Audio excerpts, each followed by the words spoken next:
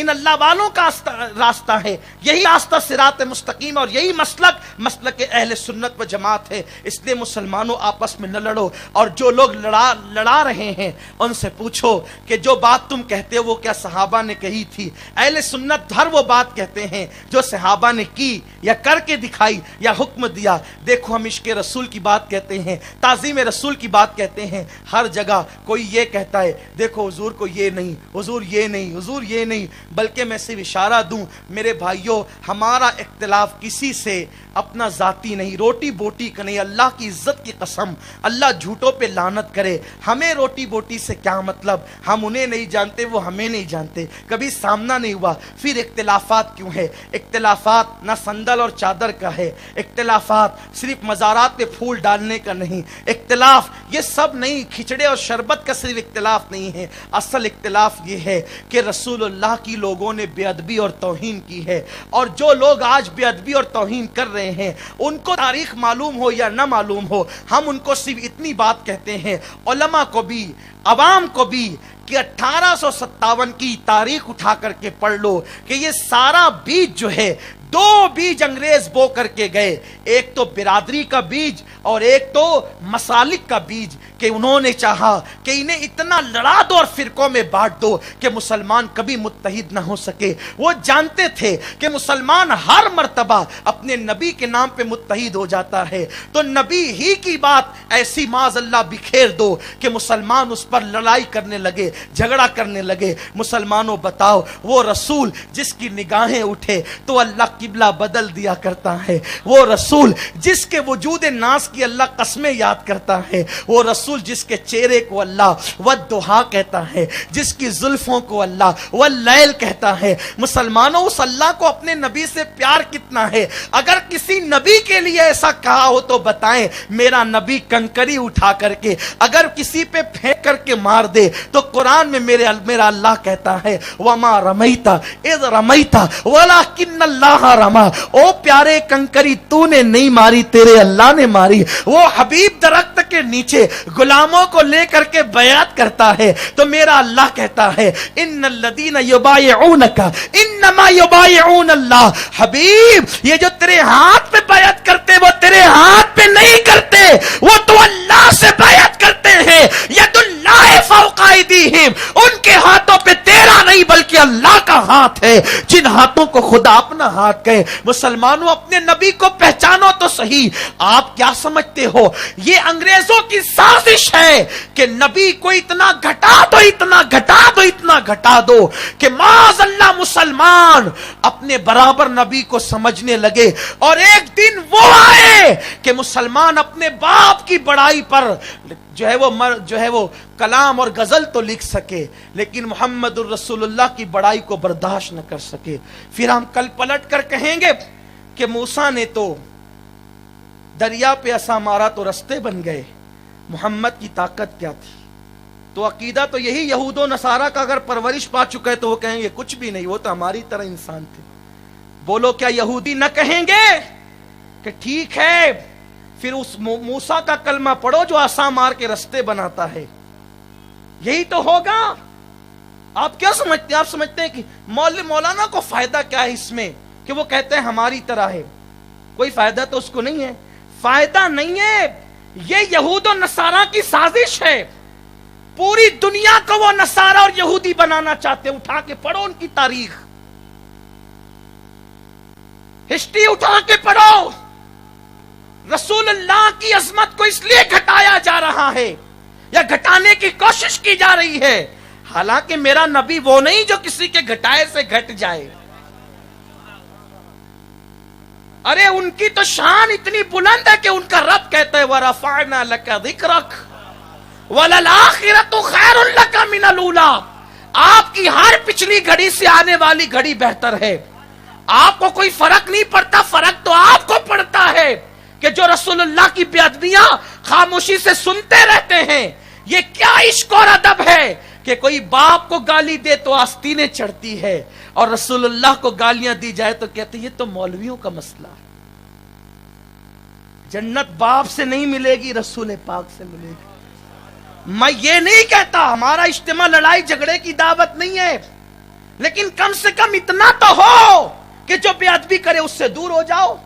اتنا تو غیرت ہونی چاہیے. اگر اتنی بھی غیرت نہیں ہے تو مسلمانوں کی فہرست میں آپ کا نام کیسا ہے؟ تو عرض یہ کر رہا تھا، یہ یہود و نصارہ کے عقائد مولویوں کے ذریعے آپ میں گھسیڑے جا رہے ہیں اور تحریک چل رہی ہے.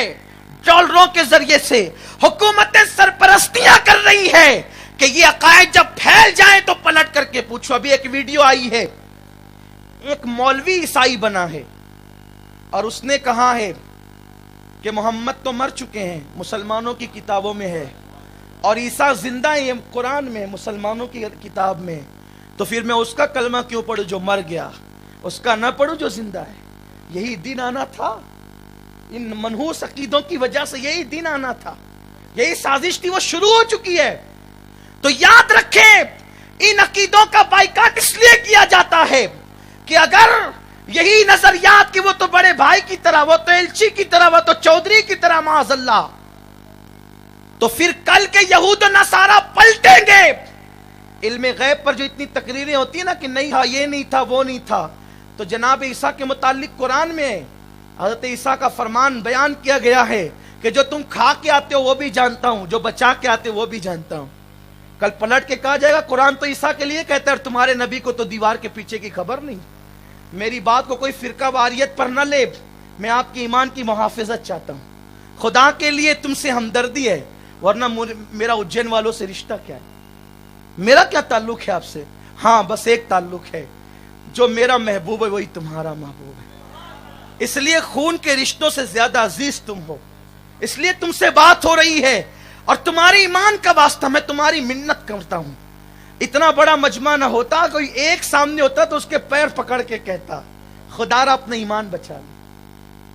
اس کا پیر اتنوں کا نہیں پیر پکڑ سکتا، لیکن ایک کوئی ہوتا تو کہتا اپنا ایمان بچا لے. کیوں؟ اگر میرے آقا نے کہا علی اگر تیری وجہ سے ایک کا بھی ایمان بچ گیا تو پوری کائنات کی نعمت سے بہتر ہے یہ تیرے لیے. اسی لیے چیختے ہیں ہم، لیکن ہم پہ الزام ہے کہ ہم فساد کی بات کرتے ہیں. ہم پوچھتے ہیں نا، اگر کسی وزیر اعظم کے لیے یہ کہہ دیا جائے انہیں تو یہ نہیں آتا، اگرچہ ان کو نہیں آتا، بولو اس کی یہ بے ادبی ہے کہ نہیں ہے؟ جب وزیر کو نہیں آتا اور واقعی نہیں آتا اور کہے نہیں آتا تو اس کی بے ادبی. اور جس رسول کو علم ما کان ما یکون اللہ نے دیا ہو، ان کے لیے تقریر ہو رہی ہے مسلمانوں کی مسجدوں میں، منبر پر محراب میں کھڑے ہو کر. کیا دین آ گئے، کیا دین آ گئے. انا للہ و انا الیہ راجعون. یہی دین عیسائی دیکھنا چاہتے تھے، یہود دیکھنا چاہتے تھے، سو تم نے دکھا دیا. کاروبار کی محبت تو ہے، حضور سے محبت نہیں. اتنا تو ہوتا کہ ایسے لوگوں سے دور ہو جاتے. تو یاد رکھو، کل کے کہیں گے عیسیٰ تو چوتھے آسمان پر ہے، محمد مر کر مٹی میں مل گئے. اگر تمہاری نسلوں نے اللہ نہ کرے یہ عقیدہ قبول کر لیا، تم کہیں کے نہیں رہو گے، جواب دے نہیں سکتے، اور مطالبے کیے جائیں گے، مناظروں کے چیلنج کیے جائیں گے یہود و نصارہ کی طرف سے. آؤ بن جاؤ عیسائی، آؤ بن جاؤ یہودی. تمہاری اولاد کے پاس کیا جواب ہوگا؟ اور اگر آج ان عقائد کے خلاف تم نے احتجاج کیا اور ان عقائد پر قائم رہے اور اس کے لیے تم نے محنت کی، جو صحابہ کے عقیدے تھے، جو اہل بیت کے عقیدے تھے، جو غوث و خواجہ کے عقیدے تھے، یعنی جو اہل سنت کا عقیدہ ہے، تو اگر کوئی ہمارے پاس آ کے کہے نا کہ موسیٰ علیہ السلام نے جو ہے وہ دریا پہ عصا مارا تو رستے بن گئے، تو ہم اہل سنت کا جواب یہ ہے کہ بے شک یہ موسیٰ کا معجزہ ہے علیہ الصلوۃ والتسلیم. ہمارے ماں باپ قربان کہ انہوں نے عصا مارا تو دریا میں رستے بن گئے، عصا دریا پہ ٹچ کیا تو رستے بنے. لیکن میرے محبوب کا معجزہ یہ ہے، جبل ابو قبیس پہ کھڑے رہ کر کے جان کو ٹچ نہیں کیا، عصا چاند کو ٹچ نہیں کیا، انگلی صرف اشارہ کیا تو چاند کے 2 ٹکڑے ہو گئے. یہ معجزہ ہے مصطفیٰ. حضرت عیسیٰ نے مردوں کو زندہ کیا. یقیناً ہمارا ایمان میرے ماں باپ قربان اس کواری بطول کے بیٹے عیسیٰ پر کہ مردوں کو زندہ کیا، لیکن مردوں کو زندہ کرنے کا مطلب تو بس اتنا ہی ہے کہ پہلے جان تھی نکل گئی پھر واپس ڈال دی گئی، اسی کو کہتے ہیں زندہ کرنا۔